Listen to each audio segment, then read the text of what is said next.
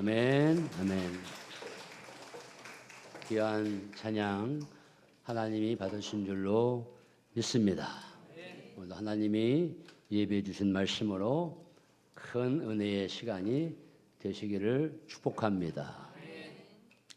여러분, 무언가를 새롭게 접하거나 들었을 때 주체할 수 없는 뜨거운 감동을 느껴본 적이 언제였는지요?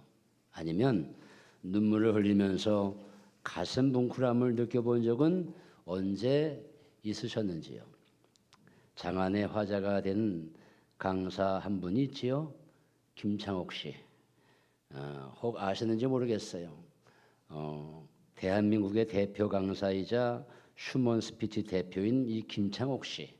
소통을 주제로 강연하는 그 양반 강연을 듣다 보면 사람들이 하나같이 귀를 쫑긋하고요. 또 말 못한 사연을 그분 앞에 내놓으면 그분이 경험한 경험에 관한 이야기를 쭉 이야기를 하고 또 사연을 낸 사람의 가슴을 이렇게 치유해주는 이 공감의 강연을 하다 보니 들은 사람이 눈물을 흘리면서 아 그래 어머 왜 내 입장하고 딱 맞아떨어지지 하면서 깊은 감동을 느끼는 그 김창옥 씨의 토크 콘서트를 보게 됩니다. 혹 보셨는지 모르겠어요. 대표적인 강사이지요. 사랑의 콜센터라고 아주 유명한 우리 트로트 노래 프로그램이 있었지요. 영탁 가수가 부르는 찐찐찐이야. 이찬원 가수가 부르는 진또배기. 이명웅 씨가 부르는 어느 60대의 노부부 이야기. 60대의 노부부 이야기의 노래를 이명웅 씨가 부르면 자막이 이미 딱 뜹니다. 거기 듣고 있는 시청자들이 코끝이 찡한데 코끝이 벌써 찡하고 자막이 뜨는 것을 보게 됩니다. 제가 왜 이 말씀을 설교 전에 드리는 걸까요? 세상에서도 우리가 이렇게 공감이 되며 마음의 감동을 느끼는 경우들이 흔히 많이 있지요. 오늘 여러분 엠마오로 가는 두 제자 이야기를 제가 오늘 말씀을 통해서 먼저 나누고자 합니다. 여러분 오늘 예수님께서 십자가 달려서 죽으셨습니다.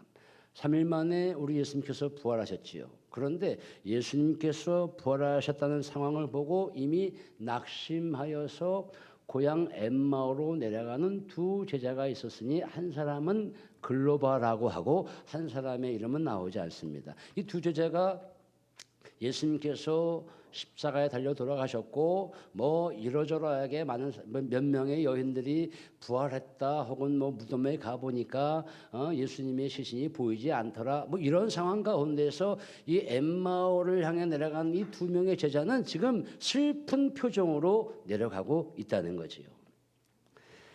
그들이 슬픈 표정을 짓고 엠마오로 가던 중에 부활하신 예수님이 갑자기 동행을 하기 시작합니다. 그때만 해도 그들의 눈이 가리워져서 그분이 부활하신 예수님이라는 것을 전혀 알지 못했지요. 예수님은 낙심하여 시골로 내려가는 두 제자에게 증거한 말씀을 전해드립니다. 모세로부터 시작하여 구약의 여러 선지자에 관한 이야기를 하며 지금까지 예수 당신이 부활하신다라고 하는 그런 내용을 아주 구구절절하게 두 제자에게 말씀을 이렇게 나누어 드립니다.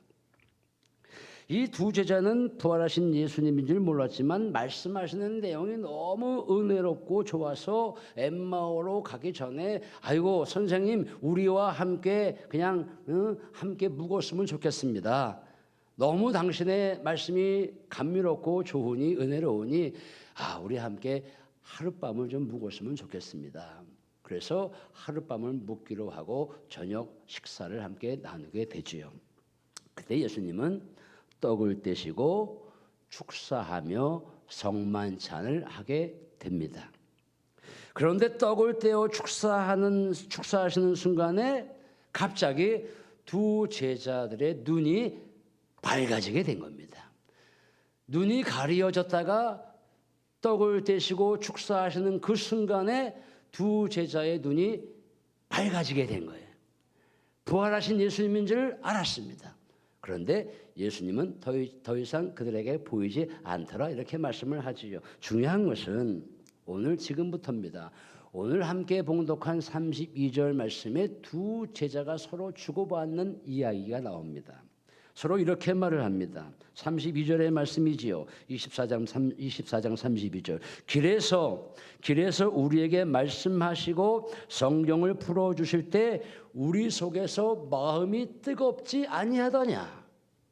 예수님께서 모세로부터 시작하여 구약의 선지자에 관한 말씀, 당신이 부활하실 것에 관한 이야기를 이렇게 쭉 이야기를 할 때에 그들은 눈이 보이지 않았지만 길에서 성경을 풀어주실 때에 우리의 마음이 뜨겁지 아니하더냐. 여러분, 두 제자는 길에서 회심을 하게 된 것입니다. 마음이 뜨거워진 거예요. 회심은 돌아올 해 마음심, 마음이 돌아왔다는 거예요. 하나님께로 마음을 돌리고 새로운 삶을 시작하라는 뜻이 회심이라는 뜻이거든요. 두 제자는 그야말로 회심을 하게 된 것이지요. 그러나 중요한 것은 회심을 한 것이 어떤 결과로 이어졌느냐가 참으로 중요하지요. 오늘 32절 말씀에 그들은 나눕니다. 길에서 예수님께서 성경 말씀을 풀어주실 때 우리의 마음이 이상하게도 나도 모르게 가슴이 뭉클하면서 뜨겁지 아니하더냐 회심을 하게 되죠. 그런데 그 회심한 두 제자가 그냥 곧바로 가던 그 방향 그대로 엠마오로 갔다라고 한다면 그 두 제자는 회심을 한 것이 절대로 아니지요. 중요한 것은 마음이 뜨거워진 이후에 그들은 방향을 바꾸었습니다. 엠마오로 가던 발걸음을 방향을 바꾸어서 예루살렘으로 돌아가게 됐지요. 방향을 바꾸었다는 그 결과가 회심의 결과인 것입니다. 여러분, 예루살렘으로 갔을 때 이미 거기는 11제자와 함께 많은 사람들이 예수님께서 부활하셨어. 부활하신 예수님이 시몬에게 나타나셨어. 이런 이야기를 한참 나눌 때 그들도 함께 동석을 하게 되죠. 우리도 낙심하여 엠마오로 가던 중에 부활하신 예수님을 보았어. 그들도 역시 부활하신 주님을 증거하는 증거자의 한 일원이 되고 맙니다. 이것은 회심의 결과이지요. 엠마오 두 제자에게 결정적으로 방향을 바꾸게 한 것은 무엇이냐? 말씀을 듣고 이상한 체험, 마음이 뜨거워진 체험을 하였기 때문인 것입니다. 사랑하는 성도 여러분, 오늘은 감리교를 창시한 분 요한 웨슬리, 존 웨슬리 목사님의 회심 기념 주일입니다. 우리가 몸담고 있는 교파가 감리교이니까 이 감리교를 창시한 웨슬리 목사님에 대해서 잠깐 우리가 알고 가는 것도 필요할 것 같습니다. 좀 건조한 이야기일 수도 있겠습니다만은 그래도 우리는 감리교인이니까 우리 감리교를 창시한 존 웨슬리 목사님에 대해서 잠깐은 알아야 되겠다 싶습니다. 이 존 웨슬리 목사님은 당시 영국의 국교였던 성공회 교파의 가정에서 태어난 신앙의 자녀였습니다. 아버님 사무엘 웨슬리는 성공회 신부였고요. 그분은 아주 경건하고 청빈한 삶을 살았댔습니다. 어머니 수산나 앤슬리는 역시 마찬가지로 자녀들을 신앙적으로 아주 엄격하게 가르치며 키웠지요. 감리교를 창시한 존 웨슬리 목사님은 선교하는 일에 아주 열심을 낸 목사입니다. 그래서 영국에서 감옥에 갇혀있는 수감자들에게도 가서 복음을 뜨겁게 증거했고요. 영혼을 살리는 일에 아주 목숨을 걸었다고 하지요. 그런데요, 그러던 중에 1735년 11월경에 영국 정부가 감옥에서 석방된 수감자들을 사회에 그대로 방치할 것이 아니라 저 미국 조지아주의 사바나에 가게 해서 새로운 삶을 살게 해주는 것이 어떻게 하느냐? 이민 정책을 펼치게 되지요. 영국의 그 많은 죄를 짓고 감옥에 갇혀 살다가 석방하면 이 사회 속에 살아간다는 게 도저히 힘드니 그들을 미국 조지아주 사바나에 가서 새로운 삶을 살게 해주겠다. 이민 정책을 펼친 거예요. 이 존 웨슬리가 그 이민 정책에 감동이 돼가지고 아 그래 그렇구나. 그러면 그 석방된 수감자들, 석방된 사람들이 조지아주 사바나로 갈 때 나도 좀 동행을 해야 되겠다. 그러면서 마침 그 조지아주 사바나에 있는 인디언들에게 선교를 해야 되겠다. 이렇게 결심을 하게 된 것이지요. 그래서 석방된 사람들과 함께 미국 조지아주로 가기로 결정을 해서 시몬즈 호라는 배를 타게 됩니다. 여러분 지금부터가 웨슬리가 회심을 하게 되는 여러 가지의 과정이 있었지만 그 첫 번째 과정이 있지요. 어떤 말씀입니까? 그 존 웨슬리가 탄 시몬즈 회가 57일간 대서양을 건너서 미국을 가게 됐는데 이 대서양에 57일간 배를 타고 쭉 가는데 57일간이니까 지금처럼 뭐 크루즈가 있고 뭐 기술이 좋은 발달한 뭐 배가 있는 게 아니니까 뭐 57일간 갈 때 심한 폭풍과 태풍이 몰아칩니다. 지금 선교회로 조지아주 사바나로 가고 있는데 57일 동안 가고 있는 거예요. 그런데 매일 매 순간 폭풍과 태풍이 몰아칩니다.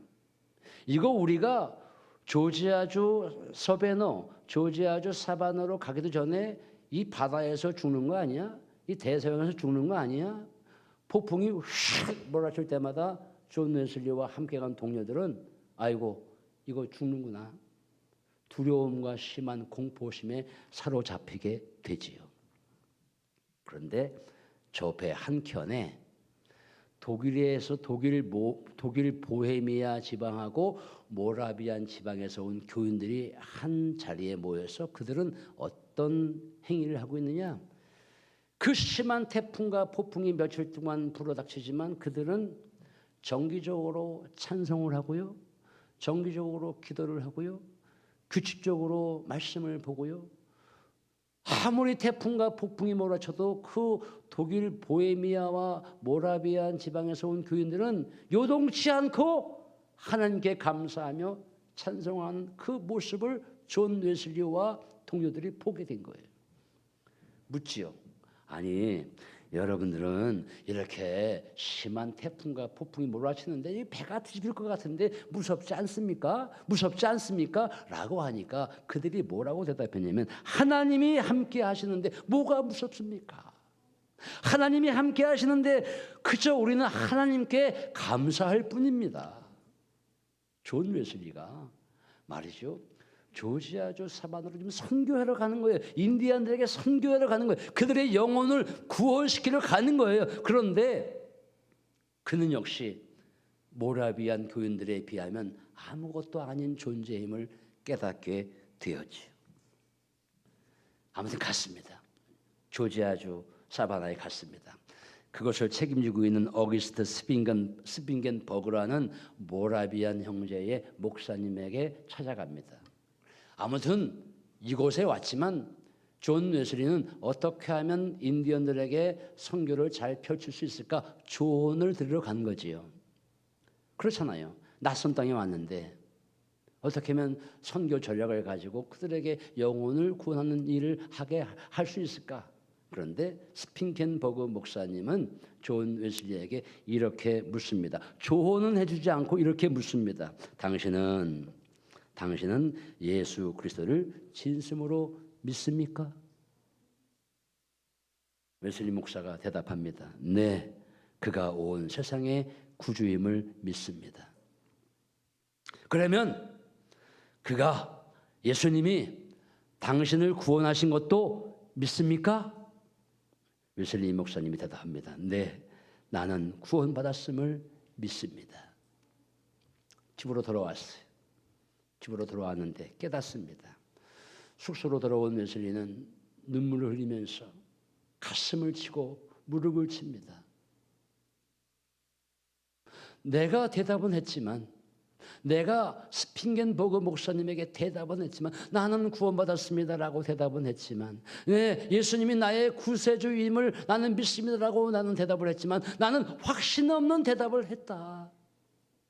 더군다나 시몬주 호에서 모라비안 교도들이 그렇게 뜨겁게 찬송을 할 때 나는 두려움과 공포심에 내가 과연 구원받은 자로서의 삶을 살고 가는 것, 선교회로 가는 것인가? 나는 영적으로 너무나 빈곤하여 나는 구원받았음에 확신이 없는 사람이구나. 가슴을 치며 죄책감에 사로잡히게 되지요. 선교를 해야 되는데요, 인디언들이 너무 무서운 거예요. 아시잖아요.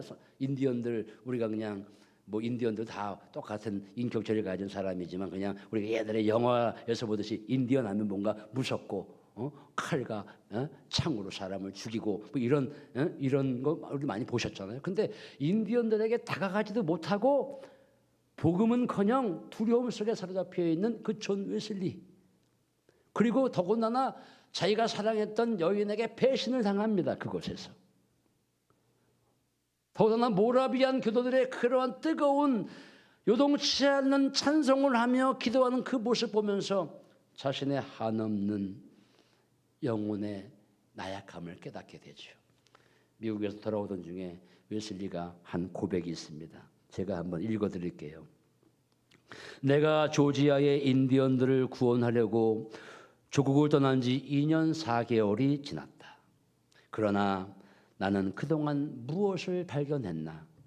정작 다른 사람을 구원하러 갔던 나는 나 자신은 구원받지 못했다는 것을 알았을 뿐이다. 그러한 영혼의 빈곤함을 느끼고 다시 영국으로 돌아오게 되죠. 2, 3년이 흘렀습니다.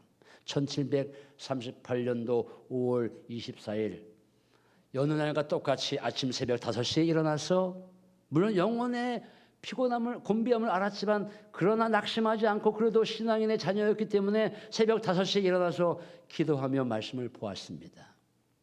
정오 12시에 또 말씀, 성경책을 펴서 말씀을 읽었습니다. 집을 나섰습니다.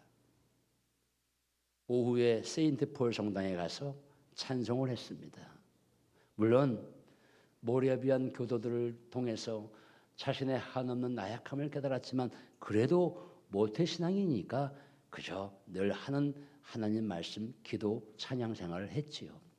세인트 폴 성당에 가서 찬양을 했습니다. 그러면서 집에 오다가 올드 스케이트 거리를 지나치게 됐지요. 거기에 마침 또 모라비안 형제회가 주관하는 기도회가 있길래 맨 뒤에서 이렇게 기도회에 참석을 하게 됐습니다.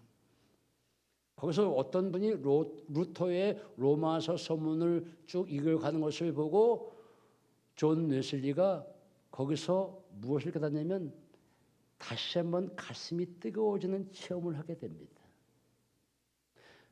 길에서 성경을 풀어주실 때에 우리의 마음이 뜨겁지 아니하더냐라고 했던 엠마오의 두 제자처럼 존 웨슬리 목사님도 모라비안 형제의 기도회에 루터의 로마서 서문을 이렇게 듣다가 가슴이 뜨거워지는 체험을 하게 됩니다.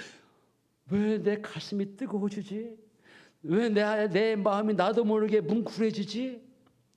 오직 의인은 믿음으로 말미암아 살리라, 로마서 1장 17절 말씀을 듣는 중에 가슴이 뜨거워지는 체험을 존 웨슬리가 하게 된 겁니다. 할렐루야. 자신이 예전에 느끼지 못했던 구원의 감격, 구원의 감동, 구원의 은혜를 밀물이 싹 들어오듯이 자신의 가슴 속에 밀려오는 것을 느끼게 된 것이죠. 그러면서 그가 깨닫습니다. 구원이라고 하는 것은 나의 노력으로 되는 것이 아니구나. 구원이라고 하는 것은 나의 노력이 아니라 오직 믿음, 오직 예수 그리스도를 믿음으로 말미암아 구원이라고 하는 게 나에게 오는 것이고 얻어지는 것이구나 깨닫게 됩니다. 존 웨슬리의 회심입니다. 사랑하는 성도 여러분, 구원은 오직 그리스도를 믿는 믿음으로, 오직 주님으로부터 오는 은혜로 된다는 것을 이 시간 믿으시기를 주님의 이름으로 축원합니다. 에베소서 2장 8절 말씀이 있죠. 너희가 그 은혜로 말미암아 구원을 얻었나니, 그 은혜, 예수님의 은혜로 말미암아 구원을 얻었나니, 이것은 너희에게서 난 것이 아니요. 뭐가? 구원은 너희에게서 난 것이 아니니 하나님의 선물이라. 행위에서 난 것이 아니니, 너가 선한 행위를 하여서 구원을 얻는 게 아니다. 그러하기 때문에 이는 누구든지 자랑치 못하게 하려 함이니라. 오직 구원은 은혜로 말미암아 되어지는 것이다. 존 웨슬리가 깨달은 회심의 내용입니다. 여러분, 우리 성가대원에게, 성가대원이 가까이 있으니까 물어보는 거예요. 성가대에서 찬양을 하는 것이 나의 노력, 나의 능력입니까? 아니면 은혜입니까? 대답이 괜찮네요. 성가대에서 찬양을 하는 것이 나의 노력과 능력입니까? 아니면 주님의 은혜입니까? 할렐루야. 물론 노력을 해야죠. 열심히 연습을 해야죠. 그러나 궁극적으로, 본질적으로는 주님의 은혜로 내가 찬양을 하고 있는 것이지요. 여러분, 이 자리에 앉아서 예배드리는 것이 나의 노력과 나의 능력입니까? 아니면 주님의 은혜입니까? 주님의 은혜지요. 주님의 은혜입니다. 제가 예전에 개척 목회할 때 연세중앙 침례교회라고, 지금 수원 밑에 아주 유명한 신돌산 기도원이 있는데 그곳의 원장이기도 하고 연세중앙 침례교회 윤석전 목사님이 계십니다. 제가 한때는 개척 목회하니까 그 말씀 집회에 참여를 했지요. 시간 말씀 집회를 하는데 말씀을 봉독하고 설교 전에 그 교회 글로리아 찬양대가 딱 밑에서 올라와서 찬양을 이렇게 합니다. 뜨거운 집회예요. 제가 보기에도 아주 기가 막힌 중창단 글로리아 찬양단이라고 그래요. 찬양을 하는데 중간에 말이죠. 찬양을 하는 중에 중간에 윤석정 목사님이 스톱! 정지! 기도했어요, 안 했어요? 오늘 찬양 목소리를 들어보니까 노력은 했는데 주님의 은혜로 찬양하는 것 같지가 않네요. 다시 내려가세요. 기도하고 다시 찬양하세요. 우리 교회나 혹은 우리 모든 한국 교회가 그렇게 했다가는 시험하고 교회 안 나오지요. 대단하더라고요. 구원은 노력이 아니라 은혜로 되는 것임을 존 웨슬리가 느꼈던 것이고, 그야말로 그래서 존 웨슬리가 회심을 하게 된 것입니다. 그래서 존 웨슬리가 그때로부터 옥스퍼드 대학가에서 그들의 동료들과 함께 정기적으로 말씀을 읽고 정기적으로 기도를 하고 정기적으로 또 함께 말씀을 나누고 기도하고 영성 훈련을 쌓아나가고 영성 일기를 쓰고 그 다음에 야외 설교를 하며 옥외 설교를 하게 되죠. 그가 회심을 하여서 말을 타고 다니면서 설교를 했는데 그 설교한 그 거리만 해도 지구를 7바퀴 반이나 돌 정도의 거리를 그가 다니면서 복음을 증거했다는 거 아니겠습니까? 죽어가는 영국 사회의 영혼들에게 말씀을 증거해서 영국을 살려낸 존 웨슬리, 그것은 말씀의 뜨거움을 세워놓기 때문에 가능했던 것입니다. 그런 존 웨슬리가 속회를 조직하여서 속장을 세우고 속장으로 하여금 속도원들의 영적 점검을 체크하여 보고하게 하였지요. 이 모든 것은 존 웨슬리의 뜨거운 감동 체험의 결과인 줄로 믿습니다. 웨슬리에 관한 인생은 뭐 해도 끝이 없죠. 그러나 오늘 존 웨슬리의 회심 기념 주일이니까 존 웨슬리에 관한 얘기를 잠깐 이렇게 살펴보게 된 것입니다. 그러나 여러분, 우리가 중요한 것은 존 웨슬리가 회심하고 엠마오의 두 제자가 회심한 그 내용을 몰라서 우리가 말씀을 나눕니까? 아니면 그 말씀을 알아서 어떻게 하게 되는 거예요? 우리도 역시 엠마오로 가던 두 제자가 회심하여 엠마오로 가는 것이 아니라 다시 예루살렘으로 방향을 바꾼 것처럼 존 웨슬리가 그동안 내가 말씀을 듣고 읽었지만 여전히 구원의 확신이 없이 살다가 모라비안 교도들로 말미암아 뜨거운 체험을 하고 올더스케이트에서 말씀을 듣다가 이상한 체험을 하여 다시 구원은 오직 노력이 아니라 하나님 주님의 은혜라고 체험했던 것처럼 우리 역시도 말씀을 들을 때에 뜨거워지는 체험을 해야 되겠구나. 우리가 기도를 할 때에 주님, 구원은 나의 노력이 아니라 나의 행위가 아니라 오직 그리스도를 믿는 믿음으로 가능한 것입니다라고 고백해야 되겠구나. 이런 회심이 있어야만 우리가 변화된 삶을 살게 되는 것이지요. 사랑하는 성도 여러분, 우리가 그래요. 난 변하지 않을 거야. 그대로 이 모습 이대로가 좋아. 물론 겸손하여서 내 모습 이대로 받아주옵소서라고 하는 찬송은 있지만, 그러나 나의 신앙생활에 변화가 없이 그냥 익숙하게 그대로 늘 내가 살던 이 길을 그대로 살아가는 것은 변화가 아니죠. 회심이 아니지요. 어제보다 오늘이 나은 것으로 변화되는 것이 주님이 원하시는 회심이고 변화지요. 내가 주일 성수를 못했다고 하면 주일 성수를 온전히 해야 되겠다라고 내가 회심하고 변화를 해야 되겠지요. 또 한 번은 나는 수요 예배는 한 번도 난 죽었다 깨어나도 수요 예배 안 나갈 거야라고 하는 그냥 나의 가는 길만 가는 것이 아니라 나도 한번 수요 예배 나가서 말씀을 듣고 기도해야 될까? 나도 새벽에 나가서 하나님께 간절히 기도함으로 말미암아 매일매일은 아니지만 내가 일주일에 한 번 아니면 한 달에 한 번이라도 나가서 내가 기도하면서 하루의 삶을 주님께 의존하고 의탁해 볼까? 깨닫고 회심하고 변화를 불러일으키고 아니야, 나는 그냥 요대로만 갈게, 요 길로만 갈게. 이건 변화가 아니죠. 오늘 엠마오의 두 제자 존 웨슬리의 회심을 통해서 우리가 얻게 되는 것은 우리도 날마다 회심을 해야 되고 변화해야 되겠다. 할렐루야. 할렐루야. 유성온천역을 가는데 높은 뜻 교회 앞으로 가서 가는 길도 있지만 변화를 줘가지고 강변도로로 해서 갈 수도 있는 거잖아요. 항상 한 길로만 나의 신앙생활이 그냥 익숙한 대로 그저 그대로 변화되지 않는 삶을 살아가는 것은 주님이 원하시는 주님이 원하시는 길이 절대로 아닌 것입니다. 우리가 내비게이션도 업그레이드하고 핸드폰도 멀쩡하지만 삼성 S25가 새로 나와서 이거 바꿔야 되고 그래서 카메라 성능 대폭 향상 이런 문구 보면서 핸드폰이 바뀔 때마다 사는 분들이 계시더라고요. 또 바뀔 때마다 그냥 재빨리 사는 사람이 있어요. 아니 우리가 내비게이션도 바꾸고 컴퓨터도 업그레이드하고 스마트폰도 업그레이드하고 다 업그레이드하는데 우리의 신앙생활은 업그레이드를 하지 못해요. 오늘 존 웨슬리 회심 기념주를 맞이해서 우리에게 무엇을 알려주고 있느냐? 우리의 신앙생활도 우리의 믿음 생활도 업그레이드를 하자.